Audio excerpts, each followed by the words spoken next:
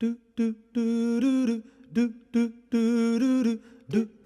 the last 30 years, I've been studying hedgehogs, and what's become increasingly apparent over that time is how habitat fragmentation is such a crucial component to the population decline. And a lot of this is down to the way that we're chopping the landscape up into smaller and smaller pieces. And so what Linescapes is the landscape that we have created, which is now dominated by our linear features, by the lines that we've created in it. And it also refers to the lines themselves, each of these linescapes, whether it is the walls and the hedges, the ditches, the dikes, the roads, the railways, the canals, or the power lines. These are all lines which have a massive impact on the natural world. In Linescapes, I do spend quite a lot of time setting out the problems that wildlife faces, setting out the big issues that fragmentation causes to all sorts of different species. But what I am also doing at the end of the book is looking towards a future which is slightly less fragmented, a reconnected landscape. Just I wanted to find the good. I wanted to find the moments of excitement, the moments when suddenly you go, but this is actually really great for wildlife.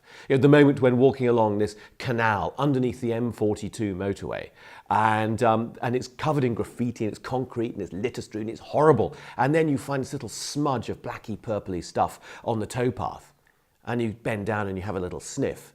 And it's like, this is brilliant, it's otter poo. But what it's showing is that in this place, you've suddenly got a really positive indication of the value that this linear feature, in this instance a sort of very concreted canal, has for wildlife. The otters are living in there, they're using that area. It's the simplest and smallest thing we do. You look at your garden, you've made your garden beautifully wildlife friendly, and you want to get lots of wildlife in it. So with Hedgehog Street, we just asked people to make a small hole in the fence about the size of a CD case. This will allow the hedgehogs to be able to come in, go out, move through the landscape. Don't just have one garden which is hedgehog friendly, have it extending throughout the entire street and into the entire community.